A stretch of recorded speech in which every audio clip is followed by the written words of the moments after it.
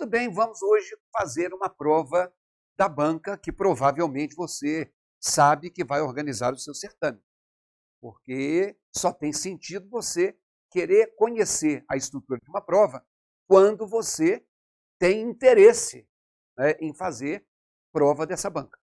E o Sebrasp, que a gente continua chamando de CESP, e que se você entrar no site CESP, você vai ver que eles estão orientando que a partir de 2019 a gente redirecione para o Sebrasp. É a mesma coisa, com a mesma estrutura, só que com outro nome, né? E como hoje, no momento da gravação deste curso, nós estamos ainda vivendo o momento da pandemia, existem vários concursos da banca com edital publicado e suspenso até que se autorize a realização dessas provas. E o que acontece nesse momento é que você, às vezes, termina um curso, já ia fazer a prova e você não quer esfriar os seus motores. Por isso, é importante que você continue tentando, que você continue treinando. Então, eu trouxe para vocês, vejam aí na tela, essa prova que foi aplicada em 2021 da Secretaria de Estado de Educação do Paraná. E ela é uma prova de múltipla escolha, porque a banca tem prova de julgamento de item certo e errado, que tem um perfil de assustar muita gente, já que uma questão que você errou anula uma que você acertou. Isso não acontece com a múltipla escolha. Então, nós vamos fazer esta prova do ano de 2021. A diferença é que, numa questão de múltipla escolha, você tem ABCDE. Então, é como se fosse 5 itens de certo ou errado. Mas a sua chance de acertar uma questão de múltipla escolha, às vezes, é maior do que acertar a de certo ou errado. Primeiro, porque você tem, né, não tem aquela situação de anular o que você não sabe. E segundo, que você tem também as pistas. Ó, dessas 5, tem certeza que essas 2 não são. Ó, mas dessas 5, a letra A diz o contrário da letra B. Então, se uma coisa diz o contrário da outra, uma delas é a resposta. E por aí vai, ok? Então, a primeira coisa que eu peço é que vocês baixem o PDF, para que vocês tenham a prova na sua mão, e para que vocês possam fazer, na própria prova, algumas anotações de coisas que nós vamos falar. E o segundo é que você tenha aí algo, um espaço em que você possa anotar, porque nós vamos fazer anotação de teoria. Então, eu gostaria que você tivesse ou um caderno, ou um fichário, ou um bloco de notas, ou um documento de Word, enfim. É importante que você anote, para que você tenha depois um, né, lugar para você buscar as informações. Então, se você já imprimiu, nós vamos começar. Se você não imprimiu, dê uma pausa no vídeo, imprima e só depois você prossiga. Nós teremos, para resolver essa prova, blocos de mais ou menos 20 minutos cada um, para que você, se tiver condições, veja tudo em seguida, mas se você não tiver condição, se você aproveita um horário de almoço, se você se cansa muito, você pode assistir de 20 em 20, que aí você rumina e faz a digestão melhor, né, de cada coisa. Vamos então ao texto na sua tela. Quando se indaga sobre a diferença entre epidemia e endemia, surge imediatamente a ideia de que a epidemia se caracteriza pela incidência, em curto período de tempo, de grande número de casos de uma doença, ao passo que a endemia se traduz pelo aparecimento de menor número de casos ao longo do tempo. Vem aqui.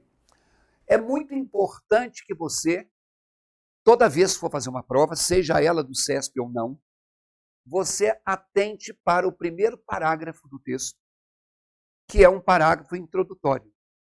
Na introdução, você já tem uma pista de o que vai ser, por exemplo, a tipologia desse texto.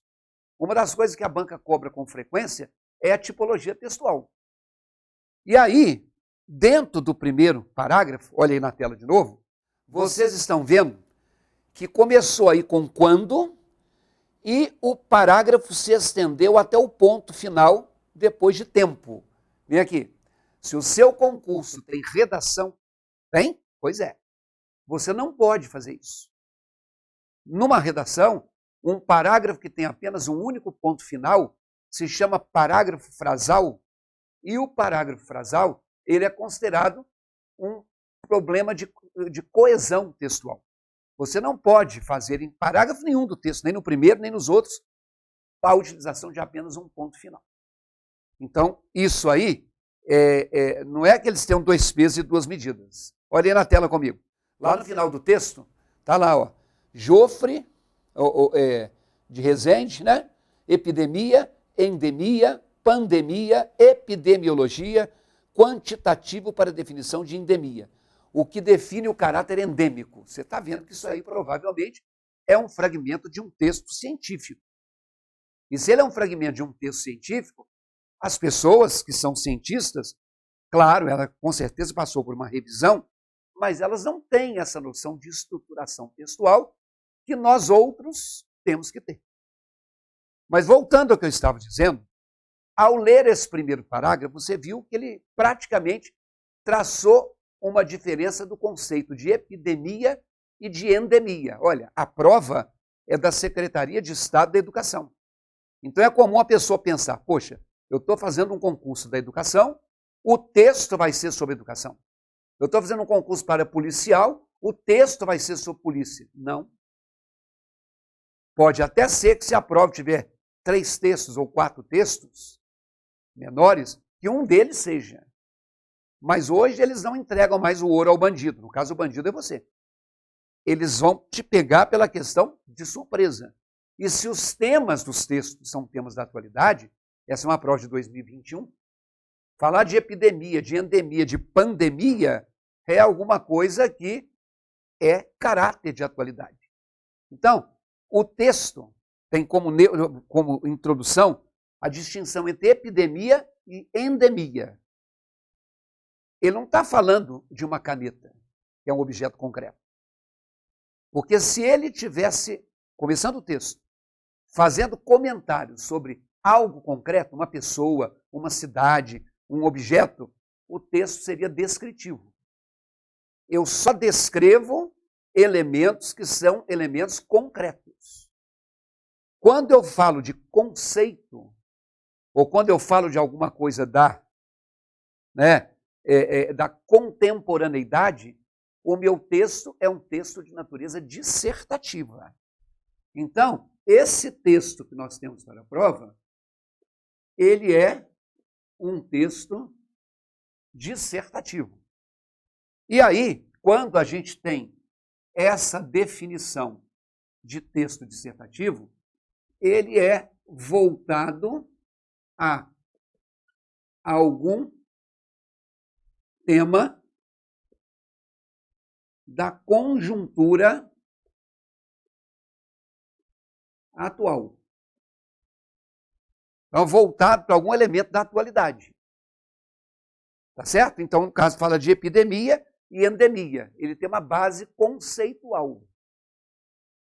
Bom, existem 2 tipos de texto dissertativo. Existe o chamado texto dissertativo expositivo e existe o texto chamado dissertativo argumentativo. E eu repito, não sei essa prova. Essa prova é um pretexto para nós fazermos revisões. Mas outras provas da banca cobram a distinção e a identificação. Antes de a gente definir os 2, vamos continuar a ler o texto. A distinção entre epidemia e endemia não pode ser feita, entretanto, com base apenas na maior ou menor incidência de determinada enfermidade em uma população. Seu elevado número de casos novos e a sua rápida difusão constituem a principal característica da epidemia, já não basta o critério de uma doença, é o fato de ela ser peculiar a um povo, a um país, a uma região. A própria etimologia da palavra endemia denota esse atributo. Endemos, em grego clássico, significa originário de um país, referente a um entendimento que perdura na definição de endemia, aliás, referente a a um país, encontrada entre os habitantes de um mesmo país. Esse entendimento perdura na definição de endemia encontrada nos léxicos, quer dizer, nos vocabulários especializados em terminologia médica de várias línguas. Então, vem cá. Ele fez a introdução com uma diferença entre epidemia e endemia. Em segundo lugar, ele colocou que essa distinção não pode ser feita e entrou com uma informação etimológica. O que é isso? Da raiz da palavra. E diz que endemos, do grego, significa que é peculiar, originário de um país, ou que é referente a um país. Então, a ideia de epidemia, né, de endemia, está sendo apresentada aí não por aquilo que é uma opinião do autor do texto. Ele não está julgando se isso é perigoso, se isso não é perigoso, qual é o risco. Não, ele não está fazendo julgamento. Então, esse é um texto dissertativo expositivo.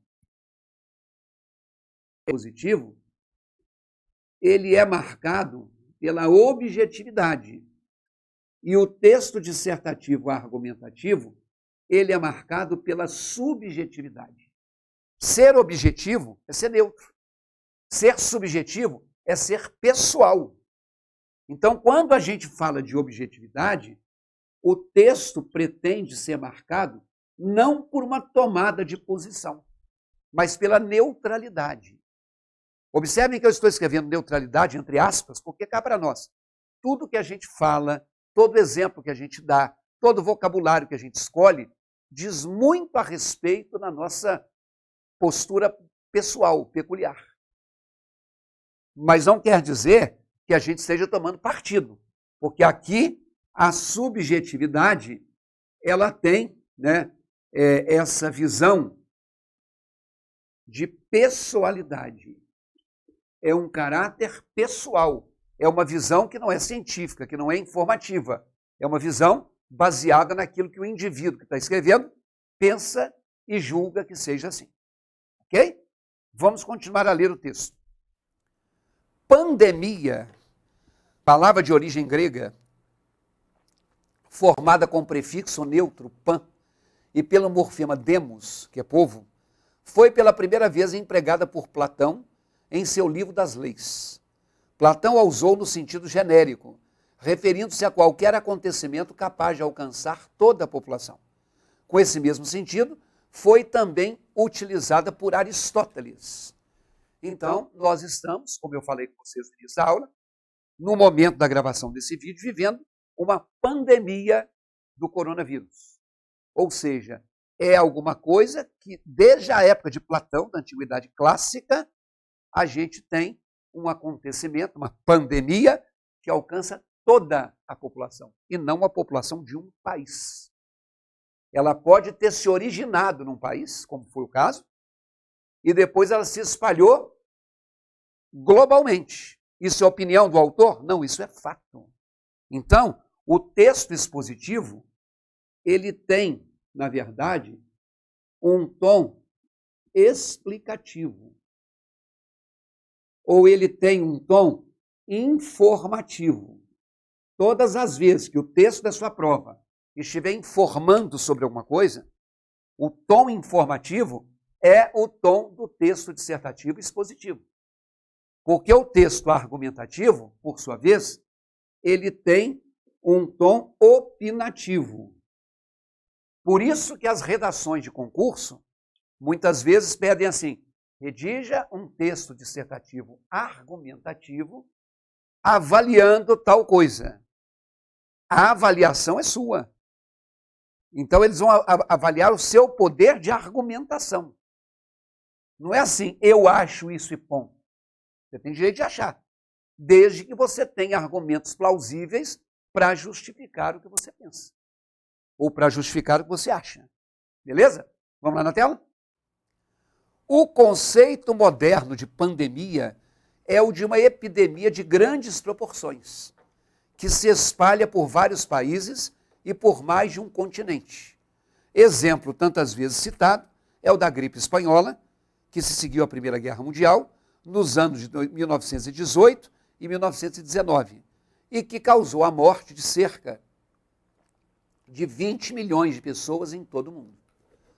Ou seja, eles aí citaram, nesse artigo, a gripe espanhola. No momento em que nós estamos, nós podemos citar a pandemia do novo coronavírus. Então, só para definir, esse é um texto que, se a banca quisesse cobrar, seria um texto dissertativo expositivo, porque visa passar para a gente informações sem que o autor tome partido, procurando ser neutro, né, explicando de maneira objetiva o que é epidemia, o que é endemia e o que é pandemia. Beleza, meu amigo? Vamos então fazer a questão de número 1 da sua prova. A partir da leitura do texto, compreende-se que a distinção entre os conceitos de epidemia, endemia e pandemia não pode ser feita exclusivamente pelo critério quantitativo. Isto é, pelo número de incidências de uma enfermidade. De acordo com o texto, para essa distinção é necessário considerar também o quê? Pause o seu vídeo, com calma, leia as opções, arrisque o seu palpite. Se precisar voltar ao texto, volte ao texto e só então você aperte o play para eu comentar a questão. Vai lá. Bom, se você pausou, deu tempo de você chegar à conclusão. Mas se você deixou o vídeo correr, você não terminou nem de ler até a letra E. Então, vou te dar uma segunda chance, hein? Pause. Muito bem. A letra A diz assim: a região de ocorrência dos casos de enfermidade. Letra B, a cultura dos povos acometidos pela enfermidade. Letra C, a origem histórica do surto epidêmico da enfermidade. Letra D, os sintomas causados pela enfermidade. E letra E, o vocabulário médico utilizado pelo povo acometido pela enfermidade. Bom, então eles pegaram, obviamente, comentários sobre a doença, sobre enfermidade, que é uma palavra que tem na letra A, B, C, D e E. Uma das coisas que você não deveria ter marcado, que você marcou, você errou a questão, olha aí na tela, foi a letra C. Por que que eu não posso dizer que a distinção entre esses conceitos depende dos sintomas? Por dois motivos. Primeiro, que em momento algum do texto se falou de sintoma de doença nenhuma.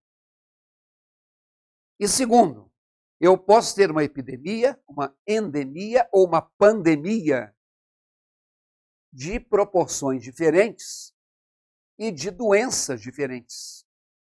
O que aconteceu na época da gripe espanhola é diferente do que aconteceu na época da peste negra e é diferente do que aconteceu no coronavírus. Então, assim, eu não vou fazer a distinção o que é epidemia e pandemia só levando em conta sintoma. Claro que numa doença os sintomas são importantes. Na tela, das 4 que sobraram, você errou também se você marcou a letra E. Porque em momento algum se falou de vocabulário médico. Isso aqui nós estamos vivendo um momento de pandemia. E eu descobri que isso é uma pandemia e não uma epidemia, porque o vocabulário médico é X ou Y. Não se fala de vocabulário. Não se fala de vocabulário. Então não é a letra E também. Das 3 que sobraram, vejam na tela, errou a questão também quem marcou a letra C. Origem histórica do surto epidêmico. Claro, é importante que a gente saiba de onde veio, até porque, de repente, isso tem outras implicações políticas, econômicas, etc. E tal. Mas se eu me restringir à origem histórica, eu estou pensando em endemia, não estou fazendo distinção entre conceitos. Endo, falou lá no texto, é aquilo que é característico de um determinado país. Então, a origem histórica, ela não é o que faz com que a gente pense isso. Na tela, sobrou a letra A e a letra B. Será que eu devo levar em conta a região de ocorrência dos casos da enfermidade ou eu tenho que levar em conta a cultura dos povos acometidos pela enfermidade? Essa não é uma questão tão fácil assim. Se você voltar ao texto, volte lá comigo, o parágrafo 2, ele colocou que a distinção entre epidemia e endemia não pode ser feita com base na maior incidência de determinada enfermidade em uma população. Porque aí ele colocou, né? Então nós não temos que levar o número de casos numa determinada população, uma população específica. Se o elevado número de casos e a sua difusão constituem a principal característica, já não basta o critério de uma doença. É o fato de ela ser peculiar a um povo, a um país ou a uma região. A própria etimologia, né, denota esse atributo. Significa originário de um país, referente a um país. Esse entendimento perdura na definição de endemia. E que pandemia é todo. Então, olha só, ele termina dizendo assim, o conceito moderno de pandemia é o de uma epidemia de grandes proporções que se espalha por vários países e por mais de um continente. Então, se eu estou levando em conta para julgar se aquilo ali é apenas uma epidemia ou se é uma pandemia, resposta, você deveria ter marcado a letra A ali na tela. Nós temos que levar em conta a região de ocorrência. Não é, como disse a letra C, de onde veio, mas é para onde foi e onde está ocorrendo. Aquilo é característica só daquele espaço? Não, está acontecendo no mundo inteiro. Então, o conceito, a distinção entre esses conceitos, tem que levar em conta a região de ocorrência. Se é só no lugar, pode ser uma endemia. Se é no mundo todo, é uma pandemia. Então, você acertou, caso você tenha marcado a letra A. Terminamos assim o nosso primeiro bloco e a questão 2 vai iniciar a nossa segunda aula. Até já.